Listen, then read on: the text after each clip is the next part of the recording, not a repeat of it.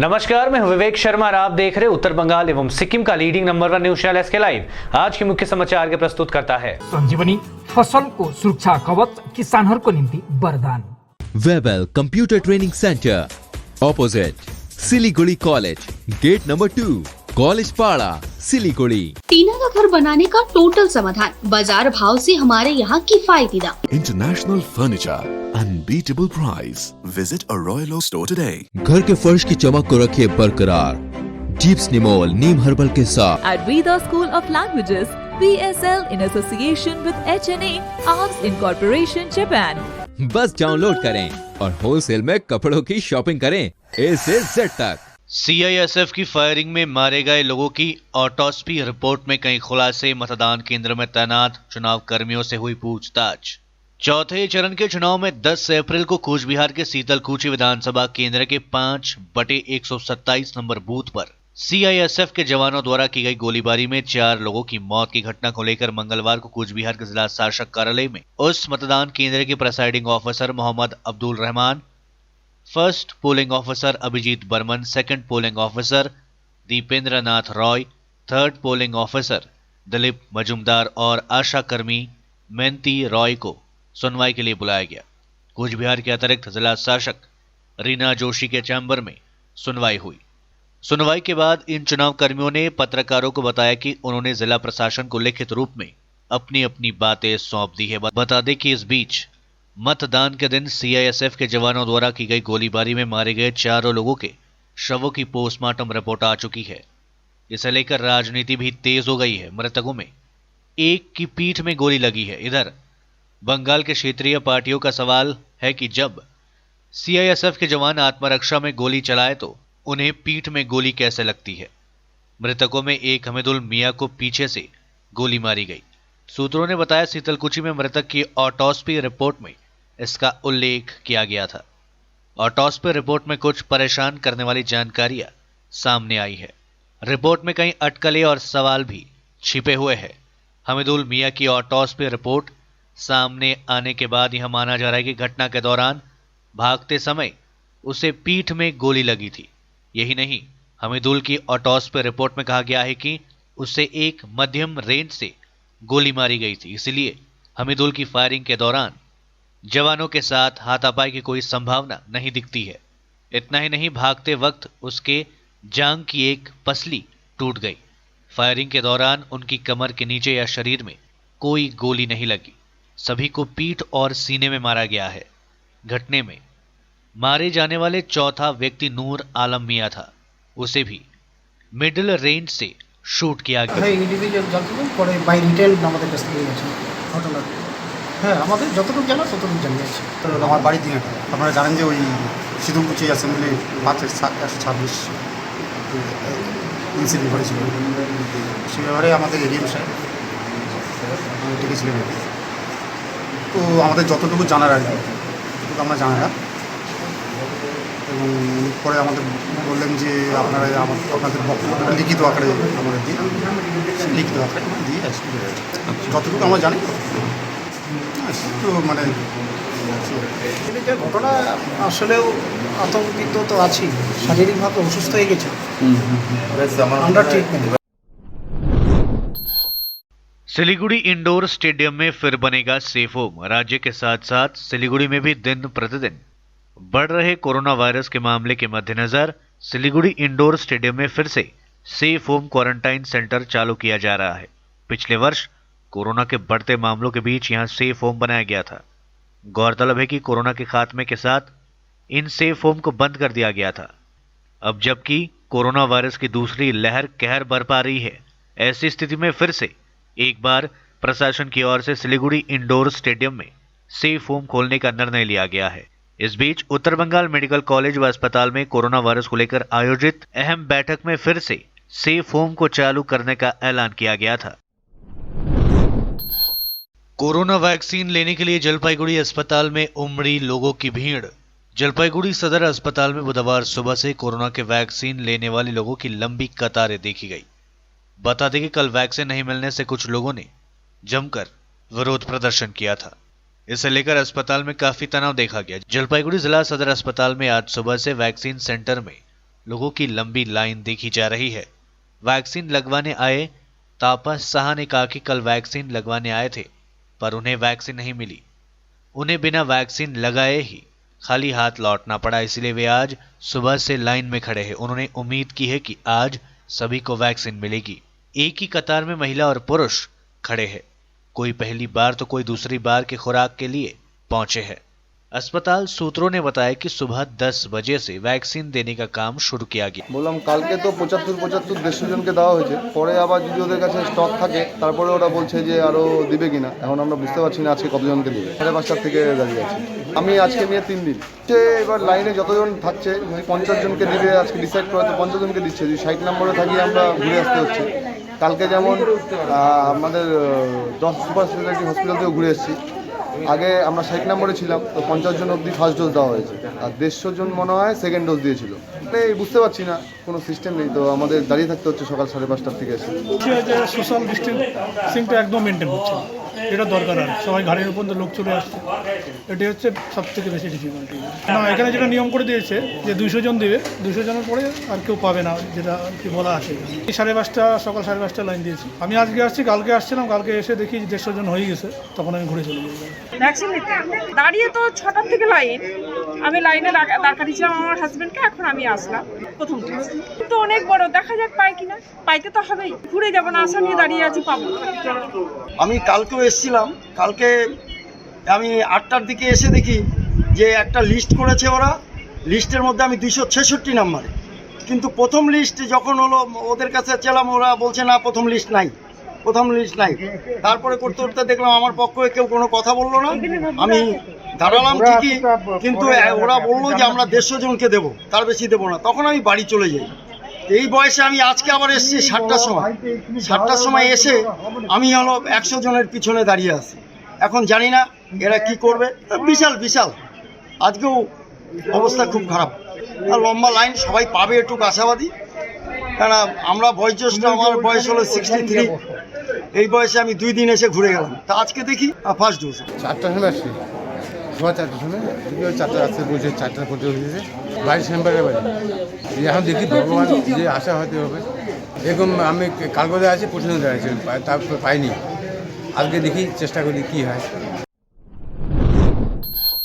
देश में कहर बरपा रही है कोरोना वायरस की संक्रमण रिकॉर्ड। 2000 संक्रमितों की मौत 24 घंटों में, 2.95 लाख नए केसेस सामने। देश में लगातार चौथे दिन 2.5 लाख से ज्यादा नए कोरोना केसेस सामने आए। अब तक कुल 27 करोड़ से ज्यादा कोरोना सैंपल टेस्ट किए जा चुका है, जिनमें से 16 लाख सैंपल कल टेस्ट किए गए। रोजाना पॉजिटिविटी रेट 18% से ज्यादा हो चुका है। देश भर में 13 करोड़ टीके लगाए जाने के बावजूद महामारी का संकट थमने का नाम नहीं ले रही है।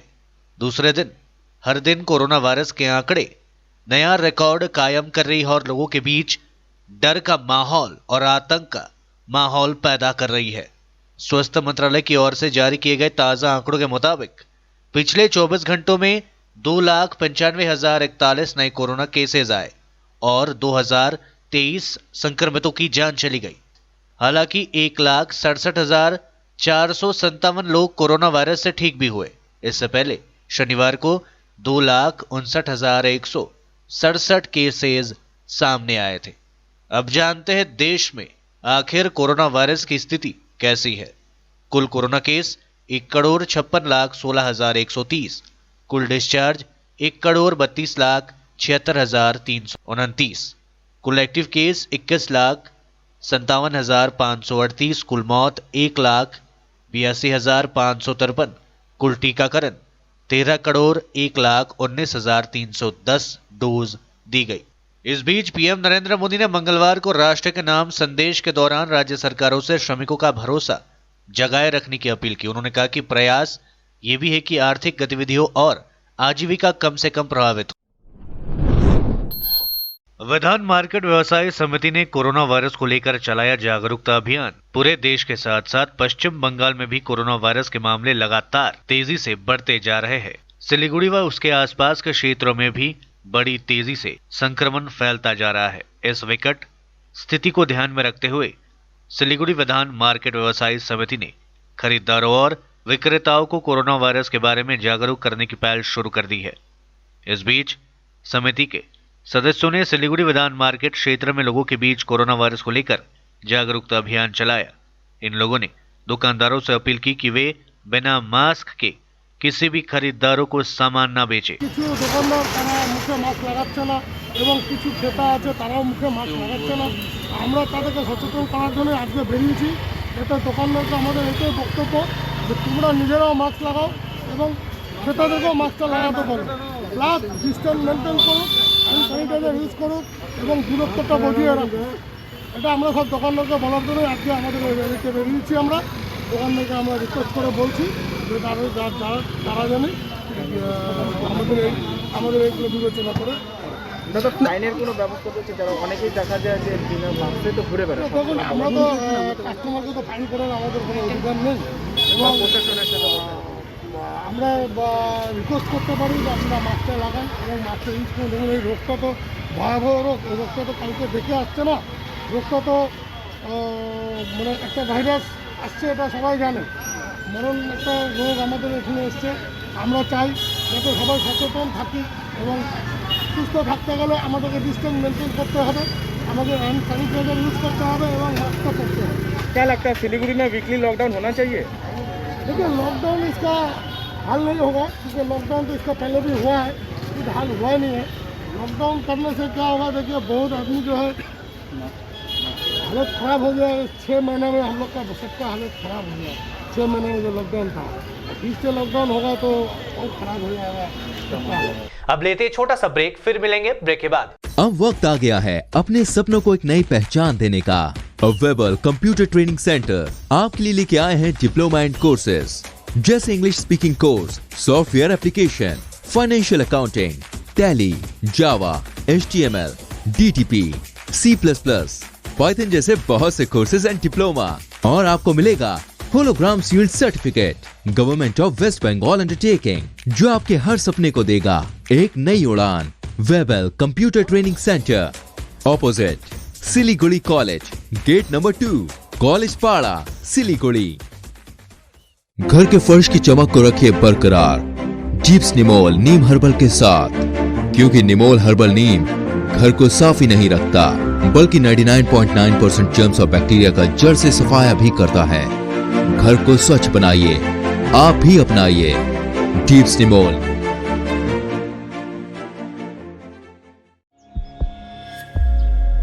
Are you dreaming to wake up under the calming Turkish skies?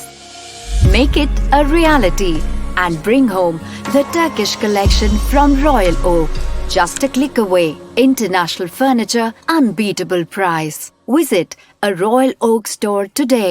50 से 70% कम कीमतों पर orchid building opposite Vega circle, 2.5 mile, Sevoke road, Siliguri. जैविक राज्य सिक्किमको अनुपम उपहार सञ्जीवनी, विश्वकै पहिलो कीटनाशक औषधि जसको एकै स्प्रेले भ्याक्सिन सरह काम गर्छ र फसलमा लाग्ने विभिन्न भाइरस, ब्याक्टेरिया र फंगसबाट हुने समस्त रोगहरू साथै पातको रस चुस्ने किराहरू समेत नियन्त्रण गर्छ, जो रासायनिक कीटनाशक भन्दा अझै किफायती र प्रभावकारी छ। फसल कुनै होस्, रोग कुनै पनि होस्, एकपल्ट अवश्य प्रयोग गर्नुहोस्, सोचे भन्दा बढी लाभ पाउनुहुनेछ।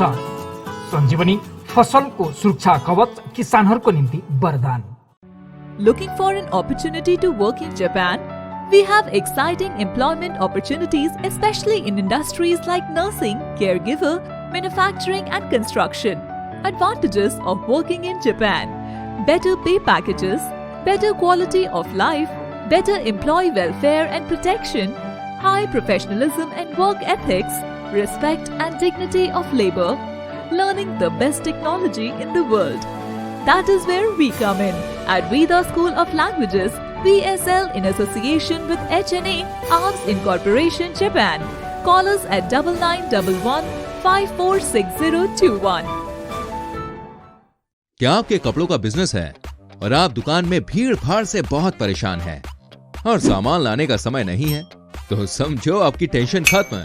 अब डाउनलोड करें A से Z तक ऐप, इंडिया का अपना होलसेल शॉपिंग ऐप। बस डाउनलोड करें और होलसेल में कपड़ों की शॉपिंग करें A से Z तक। टीना का घर बनाने का टोटल समाधान बाजार भाव से हमारे यहाँ किफायती दाम। घर, दुकान, मकान, गोदाम बनाने के लिए टीना, प्रोफाइल सीट, रंगीन टीना, पाइप आदि सामान की नई दुकान टीना लगाने के लिए मिस्त्री भी हमारे यहाँ है उपलब्ध। Mahavir steel, 3rd mile, Vega mall के सामने, Chaudhary compound. Contact number 9709970981। SK live ही बेस्ट ऑप्शन है। एसके लाइव का इस क्षेत्र में 24 घंटा टेलीविजन, एंड्रॉइड ऐप और वेबसाइट पर प्रसारण होता है। सोशल मीडिया पर भी हम उपलब्ध हैं। हमारी व्यूवरशिप 9 लाख से अधिक है। सिक्किम, हैथवे और NXT डिजिटल पर, दार्जिलिंग और कालिम्पोंग में दोनों हैथवे और CCN सेटअप बॉक्स पर, तलामपुर से लेके मैनागुड़ी हैथवे पर, सिटी केबल पर, सिलीगुड़ी और आसपास, नक्सलबाड़ी से पानी टंकी तक NXT डिजिटल में। तो सोचिए नहीं, कॉल करें 7908554308। ब्रेक के बाद आपका फिर से स्वागत है। शुरू करते हैं खबरें। पूरे देश में पूरी श्रद्धा और भक्ति भाव के साथ मनाई जा रही है रामनवमी। पीएम मोदी ने दी शुभकामनाएं। कहा, कोरोना से बचने के लिए दवाई भी कड़ाई भी के मंत्र को याद रखें।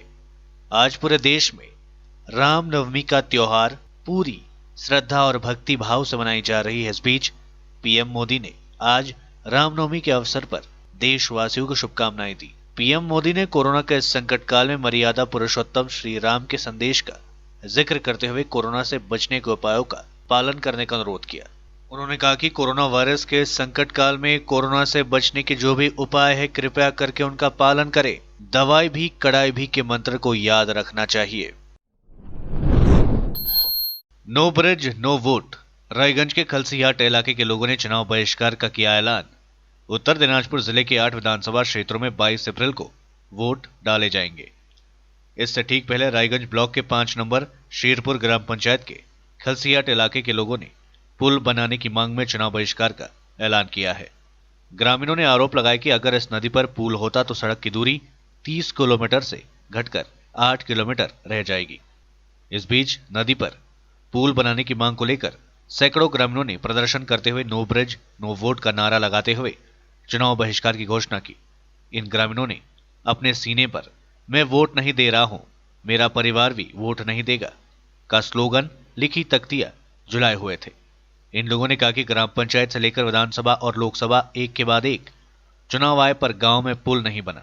उन्होंने नदी पर पुल बनाने को लेकर केवल राजनीति करने का आरोप लगाया।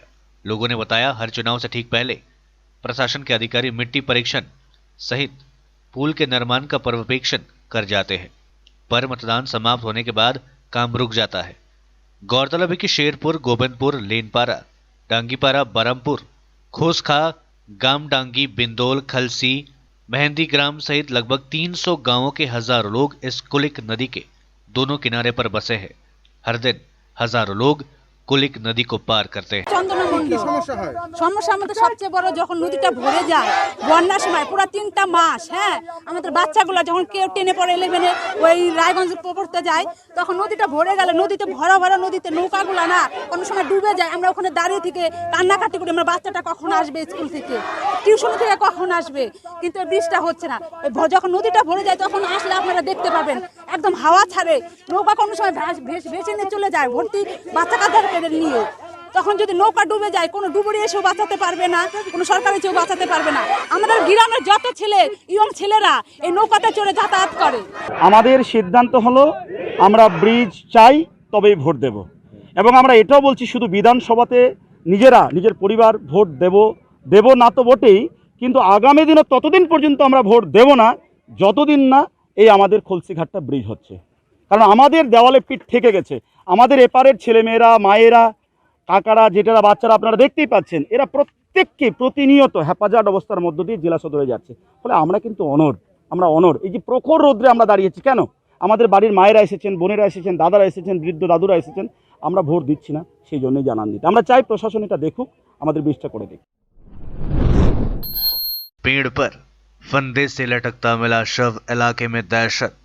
उत्तर दिनाजपुर जिले के कालियागंज में मंगलवार देर रात एक व्यक्ति का फंदे से लटकता शव बरामद किए जाने की घटना को लेकर पूरे इलाके में हड़कंप मच गया। शहर के पास सुंदरी उच्च विद्यालय के मैदान में आम के पेड़ से फंदे से लटकता उस व्यक्ति का शव बरामद किया गया। मृतक की पहचान राजेश कार्माकार के रूप में की गई है। वह नगर पालिका के 3 नंबर वार्ड के ड्राइवरपाड़ा इलाके का रहने वाला था। कालियागंज थाने की पुलिस शव को पोस्टमार्टम के लिए भेजकर घटना की जांच शुरू कर दी है। সন্ধ্যাবেলা আমাদের কিছু ছেলে পেলে খেলাধুলা করতে আসে এখানে, তো খেলাধুলার মুখে দেখে সন্ধ্যাবেলা এখানে একজন গাছের মধ্যে ঝুলে আছে। সামনে ওরা যায় দেখে এরকম গলার মধ্যে রশি বাঁধা গাছের মধ্যে বাড়িতে গন্ডগোল করে দারু খায় নেশা খেয়ে এই জিনিসটা করা হয়েছে, যেটা বুঝতে পারতেছি আমি।